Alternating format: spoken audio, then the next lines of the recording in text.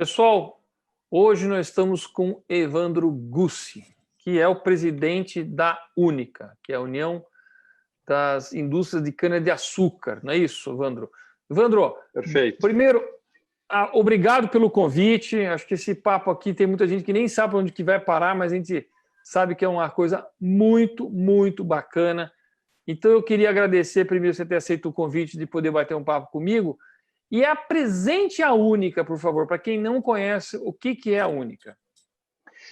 Alexis, primeiro eu que agradeço pelo convite, dessa oportunidade de estar aqui conversando com você, e aí sim as pessoas vão entender onde é que os nossos caminhos aí se cruzaram positivamente e sempre para o bem do Brasil. A Única é a principal associação do setor sucroenergético. Então ela reúne companhias, usinas que produzem açúcar, etanol, bioeletricidade e, a partir desse ano, produzem também créditos de descarbonização. Tá. O etanol ele tem um poder de captura e redução de emissões muito grande em relação à gasolina, e um projeto de lei, uma lei aprovada em 2017, conseguiu organizar, entender como que esse processo funciona, com as medições e assim por diante. Então, eu hoje posso dizer que as nossas associadas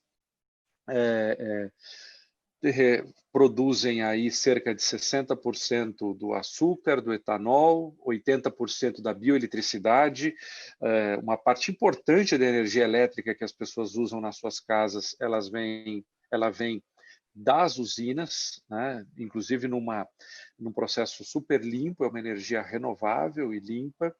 E também agora, como eu disse, créditos de descarbonização. Então, a Única o layer, assim, a apresentação institucional do setor sucroenergético para as suas associadas e, de novo, aí representando cerca de 60% da produção no Brasil em 5 estados: São Paulo, Mato Grosso do Sul, Mato Grosso, Minas Gerais e Goiás.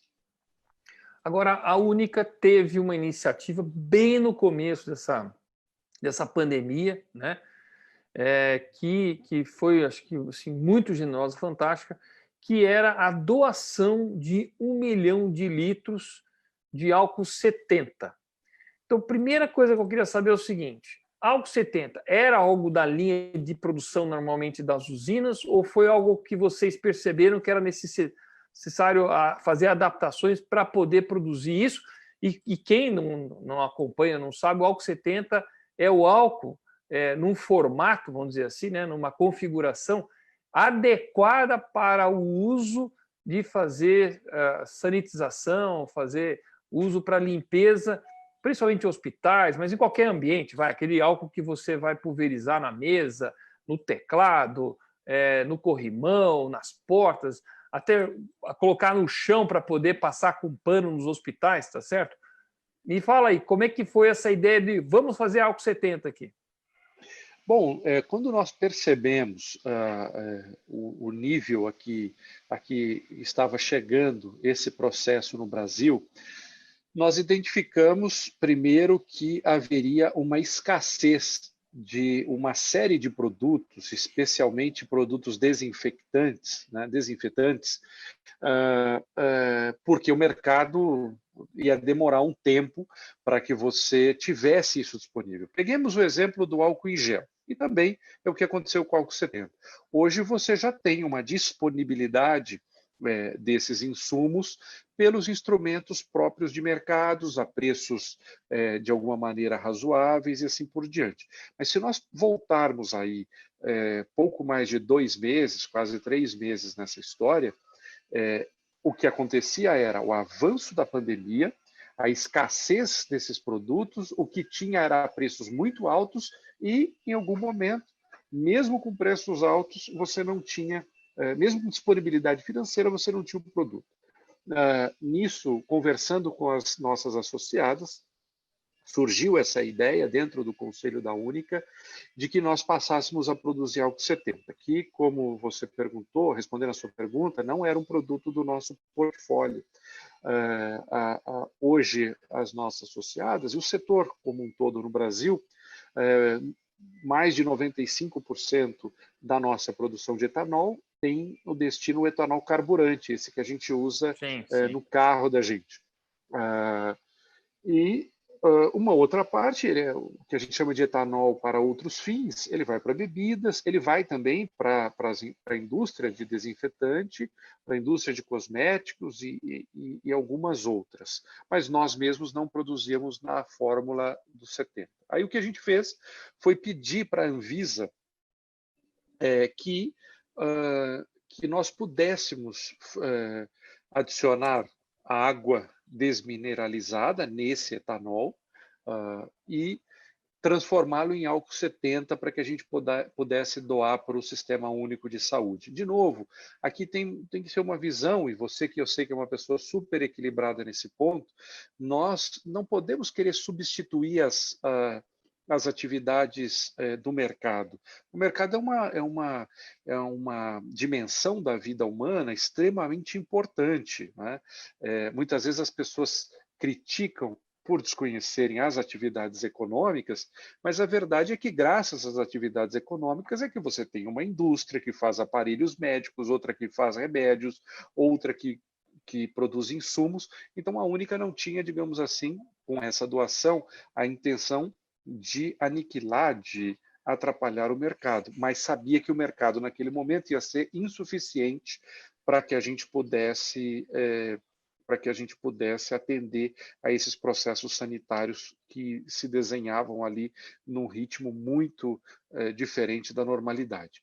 E por isso nós pensamos numa ação solidária em que disponibilizamos 1 milhão realmente de litros de álcool 70 para 9 estados do país, uma operação que foi extremamente desafiadora para nós, porque ainda faltava muita informação sobre o que estava acontecendo. Como você bem disse, eu diria que foi provavelmente uma das primeiras iniciativas nesse sentido, mas assim, não faltou solidariedade e não faltaram também pessoas incríveis, como eu posso dizer que foi você, que quando percebeu isso, e aí eu não posso deixar de dizer isso aqui agora, sem nenhuma provocação, mas quando você viu essa notícia, você me ligou e disse: como é que eu posso ajudar? Tem uma indústria bem localizada e nós vamos aqui empreender todo o esforço, e de fato foi o que você fez. Primeiro, Evandro, eu queria dizer o seguinte, né? Eu acho assim muito, muito generoso uma atitude dessa da Única. A Única está de parabéns. Quando eu fiquei sabendo pelo jornal, né, o valor econômico da ação que vocês iam ter, e até o Jerônimo Gergen, que é um outro deputado amigão meu, que também acho que ajudou muito nisso, eu estava voltando, porque a gente não tinha mais sessão lá em Brasília, eu falei, eu também posso ajudar, tá certo? E eu entendi, aí as primeiras conversas que a gente teve foi muito boa, foi muito esclarecedora, porque eu falei assim, olha, eu vou fazer álcool gel, tal, álcool em gel, aí você falou assim, olha, eu preciso mais de ajuda para alguém fracionar esse álcool, porque a gente está com a produção do álcool, ele vem numa carreta de 35 ou 25 mil litros, se cair o sinal, você não se preocupa, volta automaticamente, tá? Mas eu não tenho quem que ponha isso em embalagens, né? Assim, fracionado em embalagens de 5 litros e 20 litros. Tal. Aí eu comecei a entender. Aí eu descobri também naquela época, Evandro, que o polímero que faz o álcool líquido ficar álcool em gel não tinha no mercado. Simplesmente não existia. Também percebi que para poder fazer álcool em gel, eu precisaria ter instalações padrão sanitário, né? Seria padrão farmacêutico, que eu não tenho. Eu tenho uma indústria química para construção civil, faço revestimento epóxi uretano. Então, na verdade, eu nem adiantava usar os meus equipamentos, né? Então, para quem não acompanhou isso, e aí eu falei assim, não, mas eu não vou deixar de fazer isso. Aí eu peguei, comprei um monte de container químicos, que é para poder receber produto químico. Comprei lá, acho que 25 desses containers, tinha alguns, para poder receber o álcool. Fiz 2 linhas de invase. E aí comprei embalagens também, mas eu percebi assim, eu sou pequeno, certo, Evandro? Não sou grande. Falei, puxa, eu não vou dar conta de comprar todas essas embalagens, porque senão eu já estou na pandemia, já está caindo meu negócio. não sou grande, começo a gastar com todas essas embalagens, estou ferrado. E aí, de novo, eu quero agradecer vocês e todos aqueles que doaram embalagem. E tiveram muitos que doaram. O que mais doou foi a Ihara, para mim, né? Eu acho que teve outros, a Braskem que doou para outros, tal. Eu não quero também diminuir o trabalho, mas teve muita gente. Então, o pessoal da Bomix, o pessoal da Engaplast, teve o pessoal da Shenken, teve um monte de empresas que doaram. E aí teve doação de óculos de segurança, aí teve doação de stretch, teve doação de pallet. Olha, foi bacana, viu, cara? Foi bem bacana o negócio, assim como todo mundo se movimentou. E assim, agradeço, porque a Única também acionou vários desses parceiros aí, e a BP Bung também foi uma das que acabou, falou assim, olha, vem cá, eu tenho embalagem para vocês. Então, foi bacana. E eu até, se você me permitir, fazer um compartilhamento de tela aqui com algumas fotos do que foi, para as pessoas acompanhar. Vamos fazer isso? Vamos lá. Então, essa aqui é uma das fotos do álcool chegando, que também tiver doações de empresas de transporte. Transportadora, Transportadores. E o sindicato da distribuidoras de combustível também ajudou com o óleo diesel nisso, ou seja, realmente uma força-tarefa enorme. Você sabe a cadeia toda, e eu nem sei a cadeia toda. Eu quero até deixar claro aqui que eu não sei, mas esse é um dos galpões que eu disponibilizei na minha empresa, né? Então a gente recebia, envasava com toda a segurança possível e imaginável nesses IBCs, né? Aí estão vários IBCs aqui na lateral, dá para ver.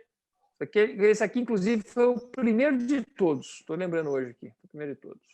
Aí, as embalagens que a Ihara doou, tá certo? De 20 litros, a gente não sabia se ia vazar 5, se ia vazar 20, 10, 15, 200, mas no fim, o que pegou mesmo bom foi 20 litros e 5 litros menor fracionamento. Mas recebemos de muita, inclusive doações de vaquinha, viu, Evandro? O pessoal que fez vaquinha, tal, comprou embalagem, mandaram para a gente, foi bacana, bacana. Aqui, eu montei num outro galpão meu, onde eu tenho um showroom de máquinas e desses pisos especiais que a gente fabrica, era a linha de etiquetagem, para poder identificar que era álcool 70, que para tomar cuidado, tudo mais. Então, aqui, e voluntários. Essa turma aqui não são funcionários meus, só esse que é funcionário meu. Os outros são pessoas que vieram para poder ajudar. Tá vendo aqui? Que fantástico. Que etiquetagem. Fizemos umas mesas com pallets mesmo. Aqui é a linha simples de montagem, quer dizer, era um IBC com válvulas e com 4 saídas aqui para a gente poder ir vazando, tá certo? Obviamente que eu não tinha aquele controle com células de peso para poder ter exatamente se cada bombona dessa ia receber 4 litros ou 4,3, 4, mas a gente pesava tudo para poder também ter certeza de que não estava errando, tá certo? Então, aqui, a linha de invase, tá certo? Aqui 2 linhas, uma de cada lado, a turma invasando. Aí, com segurança e tudo mais. Turma invasando. E foi. A gente, no começo, demorava 2 dias para invasar. Vocês até perguntaram quantos dias? Eu falei, de 3 a 4. Nos últimos carregamentos, era em 6 horas invasava tudo, Evandro. Esse aqui, inclusive, é meu filho, que eu botei para ajudar também, que nem saber. Muito bom, legal. Vai cair na realidade. O outro também me ajudou muito, outro filho. Aqui a turma formando os pallets, bombeiros voluntários, muitos voluntários. Aqui tirei, obviamente, uma foto para poder prestigiar todo mundo, né? E a minha mãe fez máscaras para todo mundo. Então, todo mundo tinha máscaras. Dona Joana, minha mãe, ajudou nessa história. Nome da minha avó paterna. Olha que legal. Então, aqui uma foto com a turma. Prestigiar esses voluntários. Foram muito guerreiros aí, viu? E elogio especificamente as mulheres. Muitas mulheres vieram ajudar e foram, assim, mão na obra, né? Não tinha mau tempo. Aqui uma foto dos produtos embalados já, Evandro. Aqui até de madrugada, uma vez vocês pediram uma emergência de um hospital em São Paulo. Eu falei, por favor, me ajuda, está precisando. Ficamos esperando o caminhão de noite chegar para poder carregar. Aí a Fenza, Coca-Cola, temos que agradecer também. A gente sabe, né, Alexis, que nós ainda estamos no olho do furacão. O Brasil ainda tem muitos desafios e todos nós comprometidos com eles na medida das nossas possibilidades.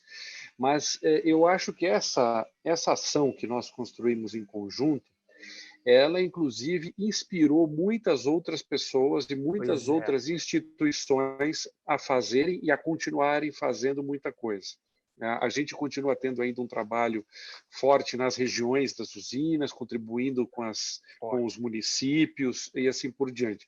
Mas a construção naquele momento em que você não tinha mercado praticamente para o álcool 70, que é um desinfetante super importante, super poderoso e é barato, né? Isso que é importante, isso que é relevante. E aí o que a gente pensou? Olha, vamos unir todo mundo, ninguém vai conseguir fazer isso sozinho. A gente produz o álcool, mas a gente precisa transportar. Aí a Associação Brasileira de Transporte e Logística de Produtos Perigosos veio na hora e disse, nós vamos ajudar nisso daí. O Sindicato das Distribuidoras de Combustíveis também fez a mesma coisa, o Sindicom, contribuindo aí para que a gente tivesse óleo diesel para esses caminhões rodarem, porque muitos deles foram para o Rio Grande do Sul, para Santa Catarina, para o Paraná, para o Rio, e para o Ceará e assim por diante. Então tivemos aí uma ajuda grande desses. Quando nós pensamos em lugares em que a gente ia ter que fracionar, como foi o caso de São Paulo, eu fui procurado, na verdade, pelo Henrique Brau da Coca-Cola, grande amigo e uma pessoa super positiva, que falou, olha, como é que eu posso entrar nisso daí?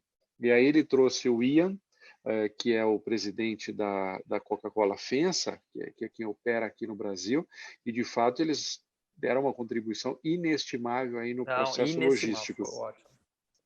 E eu queria também agradecer o pessoal da Recap, aqui do Sindicato dos Postos de Gasolina de Campinas, que também ajudaram. Fizeram uma super campanha de embalagem, tá? Só para mim lembrando, desculpe aí. Não, é tanta gente envolvida que a gente acaba cometendo alguma injustiça, mas também sabendo que essas pessoas fizeram com o coração tão aberto que não vão nos julgar por isso. E nesse ponto também a coisa das embalagens foi fantástica, né?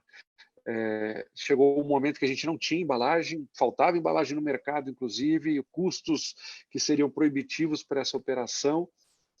E aí você soltou uma campanha, eu soltei uma campanha no LinkedIn. Né? Eu provoquei mesmo.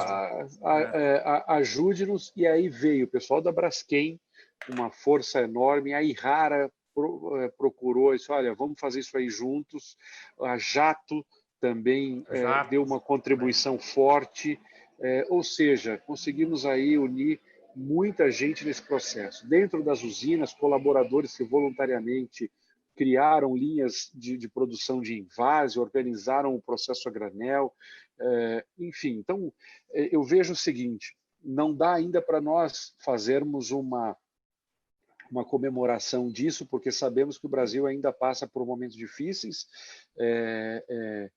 mais de 18 mil brasileiros mortos até aqui, isso é triste, a gente ainda não tem uma expectativa de que isso melhore, mas o que eu tenho percebido é que a grande lição que vai ficando e que nós vamos ter lá na frente quando tudo isso passar, é que a solidariedade vai ser a grande marca, ou seja, essa preocupação. Sem aqui tomar muito o espaço, mas uma coisa que sempre me chamou a atenção é o conceito da chamada economia civil. Né? Até do século XIX, final do século XIX para cá, começou a se ter uma ideia de que o problema vamos dizer, de ganhar dinheiro é do empresário e o problema de fazer a distribuição das riquezas é do Estado, exclusivamente do Estado. Claro que a gente reconhece o papel do Estado, é muito importante. Momentos como esse, ainda mais, é um momento em que o governo, que o Estado precisa atuar, porque o mercado sozinho, as outras forças da vida social não conseguem atuar isoladamente. Eu até dou um exemplo, né? O mercado são as pernas da economia. Mas se alguém fratura o fêmur, não dá para pedir para essa pessoa dizer, olha, fique em pé, use suas pernas, corra, pule e assim por diante. Você precisa de uma assistência externa numa fratura de fêmur. E é o que a economia agora precisa. Mas voltando um pouco, uma ideia... Deixa eu só fazer uma intervençãozinha aí. Eu só espero que não seja o Estado que quebra o meu fêmur, né? porque com excesso de burocracia, sistema tributário ruim pra caramba, então mais quem quebra as pernas de muito empresário é o próprio Estado. Nisso eu concordo, e por isso que ao Estado sempre cabe, na vida ordinária, os processos de estabilidade e segurança institucionais, né? Ou seja, cabe ao Estado fazer o pano de fundo, mantendo, digamos, segurança, mantendo a ordem e Segurança deixando a iniciativa jurídica. privada, Isso. sim, desde a segurança física, né, das pessoas até a segurança jurídica e o mínimo de segurança social é necessário, mas óbvio, num tempo como esse aí fica diferente. Você pega, por exemplo, a própria Alemanha no pós-guerra, é um país que hoje tem uma economia liberal muito inteligente, mas sabia que o Estado naquele momento precisava intervir. Mas o que eu queria dizer mesmo é que antes do século XX, a visão que se tinha é que pessoa, eu empreendedor, eu era responsável, eu sou responsável pela vida da minha comunidade. Né? Eu brinco sempre dizendo que tem uma passagem da Sagrada Escritura, independente do seu aspecto religioso, mas que, olha, estive com fome e me deste de comer, estive com sede e me deste de beber, as chamadas obras da misericórdia. Eu digo que se elas fossem hoje escritas por um burocrata qualquer, ela seria o seguinte: estive com fome e pediste uma cesta básica da prefeitura. Estive com sede, fui lá na Sabesp para que ela fizesse alguma coisa e assim por diante. Estive doente e entraste com uma ação, um mandado de segurança e tal. O que esse momento está mostrando é que o Estado tem sim um papel relevante a fazer, sobretudo em momentos como esse. Né?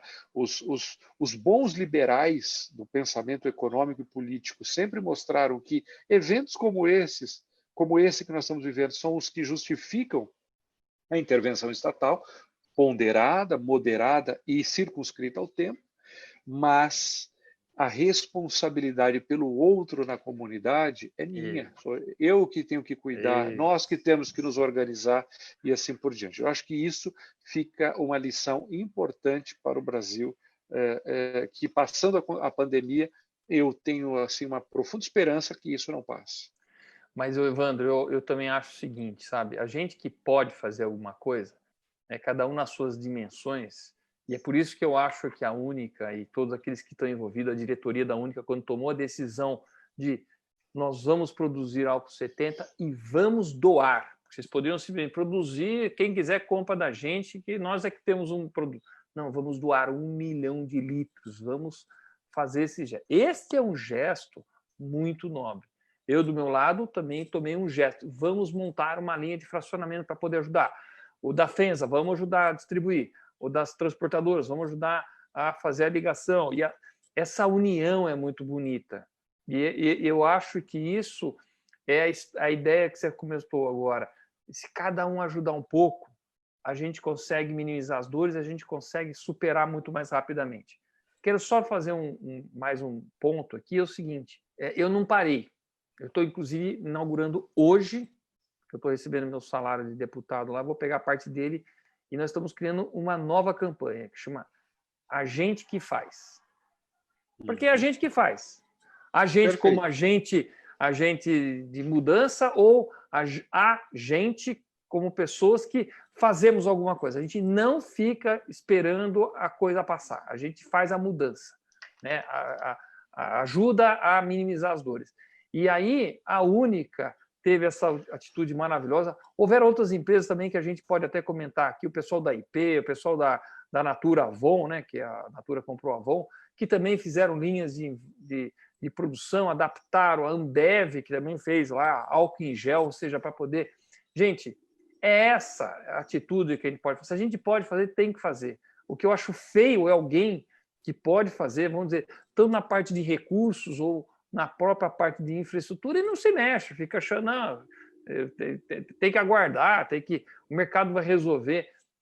O mercado somos nós também, nós estamos intervindo para poder melhorar, mesmo porque a gente gostaria que voltasse na normalidade, porque insistir nisso é muito ruim para os negócios, inclusive, muito ruim para o mercado. Então, eu jamais conseguiria ficar parado. É da minha natureza também. Como diz a turma aqui, tem formiga na cadeira aqui, tem as ideias que a gente vai tendo. E eu acho que até enobrece muito todos que estão envolvidos nisso, de sentir que estão fazendo algo importante para o Brasil, para poder melhorar o Brasil. Então, já cansei de parabenizar vocês. Não conheço vocês, na verdade, assim, eu sou da indústria, mas a minha indústria química, eu nem uso álcool aqui na minha linha de produção. Meu negócio aqui é epóxi, álcool benzílico, é um álcool que nem é produzido no Brasil, é outra linha. Mas fiz a minha parte, acho que dá para adaptar nesse sentido. Mas até quero conhecer toda essa turma, porque tem um lado generoso aí, e generosidade gera generosidade. Vamos falar a verdade, Evandro. É essa a ligada. Se todo mundo se ajudar e ajudar o próximo, amigo, a coisa vai. Perfeito, não tenho dúvida disso. E de novo, queria assim, agradecer algumas pessoas nós pedimos ajuda, mas para outras pessoas nós não pedimos, e essas pessoas, como você, identificaram identificaram o problema, identificaram como poderiam ajudar, e a partir daí não mediram mais esforços para fazer. E isso, sem dúvida, isso está no DNA do setor sucroenergético, sabe?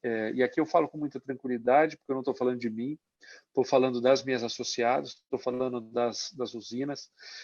Você pega um exemplo, a cana, há uma década atrás, ela era cortada depois da queima da sua palha e um corte manual. Trabalho difícil que ajudou muita gente no Brasil. A gente precisa deixar claro, teve muita gente que construiu a sua família cortando cana, e todo o trabalho tem a sua dignidade, né? Mas era um trabalho difícil, extenuante e assim por diante. E a queimada tinha aí o seu problema, a sua pegada contra o meio ambiente. Isso foi se desenvolvendo, buscando uma tecnologia que permitisse o corte da cana sem queimar a sua palha e que ele fosse de uma maneira mecanizada. Isso não era fácil. Quando isso surgiu na Austrália, de alguma maneira a adaptação para o solo, para o terreno, para a topografia brasileira, diferente de onde era plantado na Austrália. Mas, enfim, chegou-se a uma determinada solução, que era a mecanização. Só que aí você tinha os colaboradores, né? Se alguém dizia, nossa, que horrível ser cortador de cana, tinha outro que dizia, meu Deus, o que eu vou fazer quando eu não puder mais cortar cana? Né? E a única, eu não estava lá ainda, mas me considero parte dessa história, porque eu acho que a gente tem que sempre dando sequência àquilo que foi feito. A única protagonizou o programa Renovação. O que foi o programa Renovação? Requalificar aqueles colaboradores. Olha, a preocupação com o social, né? Alexis, foram mais de 400 mil pessoas requalificadas que passaram por esse programa. E hoje nós temos assim inúmeras, milhares e milhares de histórias dentro das usinas, de gente que era cortador de cana e que hoje pilota uma máquina que tem altíssimo nível tecnológico, que são gente que é gestora de usina. Eu tenho diretor de usina que começou lá atrás cortando cana. Então, esse é um DNA do setor.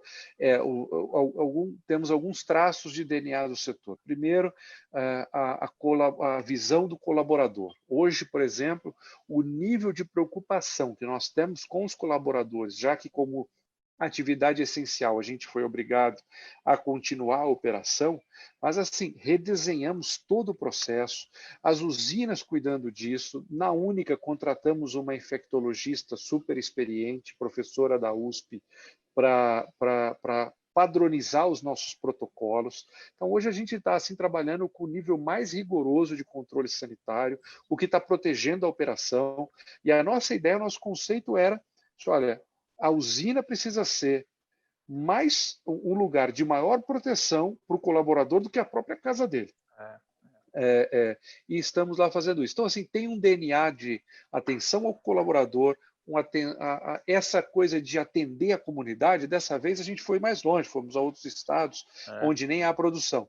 Mas isso está no DNA das nossas associadas, é um setor lindo e, ultrapassada a queimada, hoje o etanol reduz até 90% de emissões de CO2, de emissões de materiais particulados, enfim, é um setor que você e todos aqueles que começam a conhecer fica de fato encantado. Você sabe que eu sou o presidente da Frente Parlamentar da Bioeconomia, né? E nós vamos fazer, você vai meu convidado já, em Brasília, assim que voltar à nova normalidade, um dos cafés da manhã, e nós vamos falar todo esse projeto que foi bolado por vocês aí, que o impacto que aconteceu em várias cidades e tudo mais, para mostrar. Eu já visitei, inclusive, a planta de etanol de segunda geração da Raízen aqui em Piracicaba, numa das nossas visitas lá, com o pessoal da Núbia, tudo mais, que convidou a gente. Fantástico. Brasil, nesse sentido, você sabe que é ponta mesmo. A gente é muito bom nessa área de bioenergia, bioeconomia e desenvolvendo tecnologia. Evandro, para a gente fechar nosso bate-papo aqui, mensagem final, agradeço muito. Eu queria saber mais outra coisa, só para lembrar, né? A minha empresa, aqui em Sumaré, estou em Sumaré, aqui na beira, nós invasamos mais ou menos 200 mil litros, quer dizer, 1.200.000 passou por aqui e mandamos tudo para... E tudo doado, né? Vamos lembrar, o álcool doado, embalagem doado, transporte doado, as horas dos ônibus aqui doado, pallet doado, tudo para a Secretaria da Saúde do Estado de São Paulo. Até engraçado que clientes meus, a usina São Martinho é cliente meu, a gente faz revestimento epóxi, uretano em alguma dessas empresas aí, né? Porque a gente sabe que o álcool e o açúcar corrói todo o concreto lá, é terrível como corrói isso aí, e é uma das linhas de produto nosso.